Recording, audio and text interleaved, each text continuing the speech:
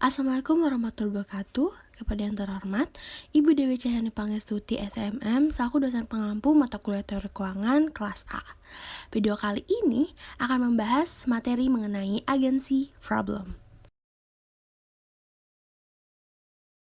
Outline video kali ini akan membahas mengenai yang definisi teori agensi, yang masalah yang timbul dan hubungan keagenan, yang ketiga asal-usul teori agensi, yang keempat agensi teori overview, yang kelima agensi teori dan the organizational literature, yang keenam ada persamaan antara teori keagenan dan teori politik, yang ketujuh ada perbedaan antara teori keagenan dan teori politik, yang kedelapan ada kontribusi teori keagenan, yang kesembilan ada rekomendasi teori keagenan, dan yang terakhir kita akan membahas 3 studi kasus.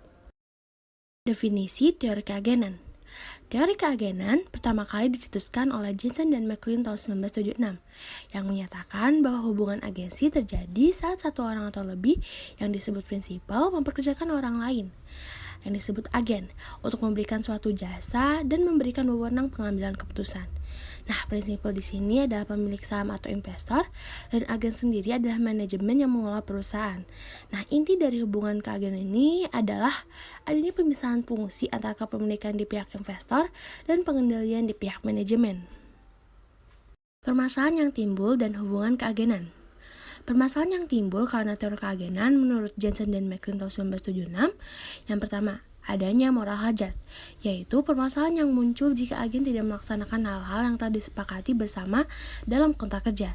Yang kedua, adverse selection, yaitu suatu keadaan di mana prinsipal tidak dapat mengetahui apakah suatu keputusan yang diambil oleh agen benar-benar didasarkan atas informasi yang telah diperolehnya atau terjadi sebagai sebuah kelalaian dalam tugas. Hubungan keagenan. Adanya agensi problem menimbulkan biaya keagenan atau yang disebut dengan agensi cost yang terdiri dari yang pertama, the monitoring expenditures by the principal. Biaya monitoring dikeluarkan oleh principal untuk memonitor perilaku agen, termasuk juga usaha untuk mengendalikan kontrol terhadap perilaku agen. Yang kedua, the binding expenditures by the agent. Biaya yang dikeluarkan oleh agen untuk menjamin bahwa agen tidak akan menggunakan tindakan tertentu yang akan merugikan prinsipal. Yang kedua, the residual loss. Penurunan kesejahteraan prinsipal dan agen yang disebabkan oleh tindakan agen sendiri.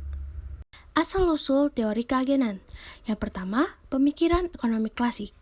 Konsep agen dan prinsipal dapat ditemukan dalam kerangka pemikiran tentang pemisahan kerja dan divisi kerja dalam ekonomi pasar. Adam Smith menekankan bahwa individu mengambil peran sebagai agen dalam berbagai transaksi ekonomi untuk mencapai kepentingan pribadinya. Yang kedua, pemikiran Ronald Coase. Dalam makalahnya, The Nature of the Firm tahun 1937, Coase ini mengemukakan konsep biaya transaksi serta merinci bagaimana pemisahan kepemilikan dan pengendalian dapat mengarah pada konflik. Yang ketiga, pemikiran Michael C. Jensen dan William H. McLean. Dalam makalah Theory of the Firm, Managerial Behavior, Agency Cost and Ownership Structure pada tahun 1976 yang mencetuskan konsep biaya keagenan dan menunjukkan bahwa perusahaan memiliki pemisahan antara pemilik yang disebut principal dan manajer yang disebut dengan agen yang dapat menghadapi konflik kepentingan yang memerlukan pemecahan atas konflik tersebut. Yang keempat, kontribusi teori kontrak. Konsep kontrak menjadi landasan utama dalam memahami bagaimana insentif dan mekanisme pengendalian dapat digunakan untuk mengatasi konflik kepentingan antara agen dan prinsipal. Terdapat 2 kontrak. Yang pertama, kontrak yang berorientasi pada perilaku seperti gaji dan tata kelola hierarki. Yang kedua, ada kontrak yang berorientasi pada hasil seperti komisi, opsi saham, dan pengalihan hak milik serta tata kelola pasar. Agensi teori overview.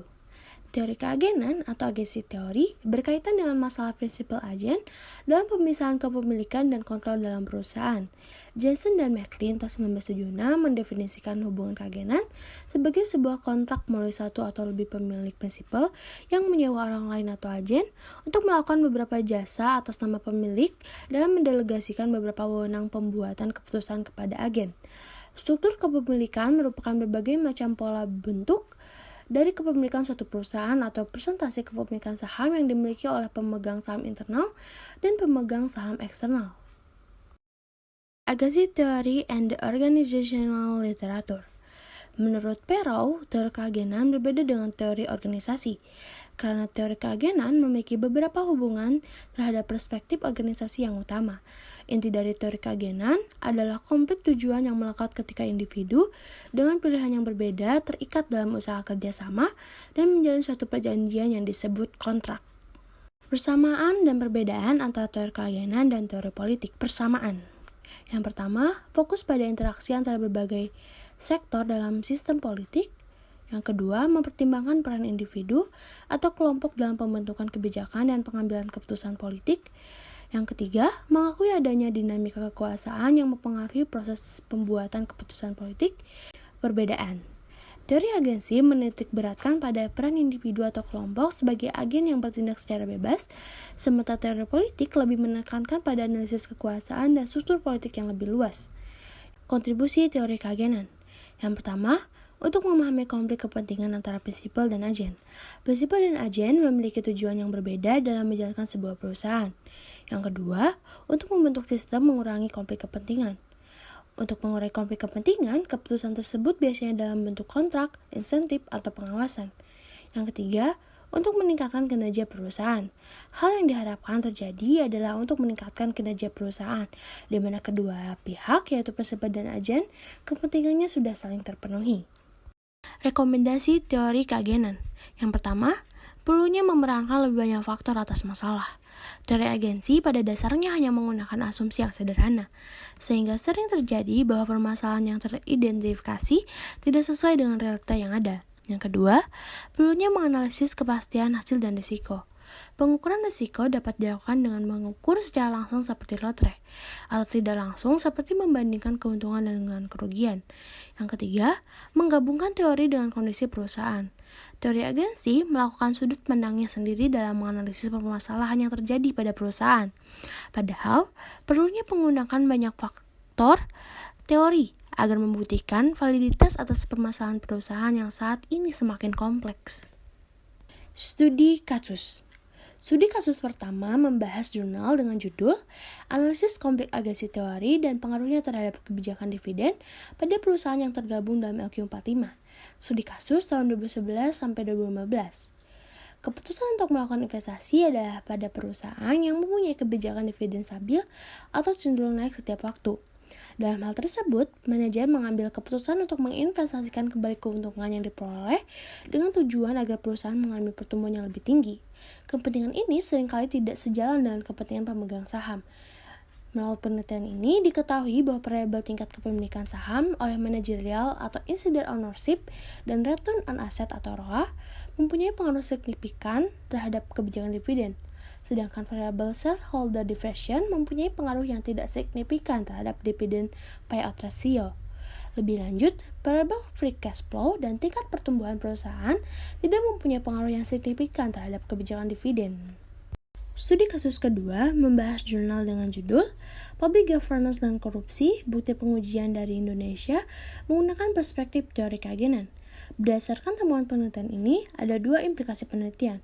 Pertama, upaya pemerintah untuk meningkatkan public governance yang baik adalah salah satu strategi efektif untuk memberantas praktik korupsi di Indonesia. Kedua, peningkatan public governance dapat dilakukan dengan menerapkan e-governance sebagai alat pemerintahan untuk melaporkan kegiatan dan kinerja, serta mengawasi pelaksanaan kegiatan pemerintahan dan pelayanan publik. Keterbatasan penelitian ini ada dua. Pertama, ada bias data dalam mengukur korupsi. Korupsi yang diukur hanya korupsi yang dapat dideteksi oleh para penegak hukum, serta kasus korupsi yang sudah ingkrah. Kedua, periode amatan hanya 1 tahun anggaran. Ini karena Kemitraan pada tahun 2013 hanya melakukan pengukuran IGI pada 34 kabupaten atau kota di Indonesia dan tidak menyediakan data pengukuran di level provinsi. Studi kasus ketiga membahas jurnal dengan judul Masalah Keagenan dan Kepemilikan Pemerintah serta Dampak Keuangan Negara atas Implementasi ISAK 8, Studi Kasus PT PLN Persero. PT PLN Persero merupakan salah satu BUMN penyedia listrik ke seluruh pelosok Indonesia. Program 35.000 MW yang dicanangkan pemerintah menjadikan kinerja keuangan perusahaan cukup terganggu karena harus menambah biaya operasional yang sangat besar. Kondisi keuangan PT PLN Persero dengan rasio EDAR di atas nilai sehat pada tahun 2014 ke 2015 menjadikan perusahaan sulit untuk mencari pendanaan dari eksternal. Kebijakan akuntansi ISAK 8 dianggap sebagai penghambat PT PLN Persero dalam mencapai rasio EDAR yang sehat. Adanya kepentingan antara agen atau manajemen dan prinsipal pemerintah sesuai dengan teori agensi yang menjadikan politisasi dalam kebijakan ISAK 8. Perusahaan dan kepemilikan pemerintah yang dominan menjadikan pemerintah mampu melakukan intervensi atas kinerja pada perusahaan yang dimilikinya. Manajer BUMN dalam hal ini juga sebagai agen juga memiliki kepentingan dalam mengatur angka akuntansi demi memenuhi tujuan perusahaan dan kepentingan prinsipal. Sekian materi terkait agency problem. Semoga dapat menambah wawasan teman-teman ya. Jangan lupa untuk like, comment, dan subscribe. Wassalamualaikum warahmatullahi wabarakatuh.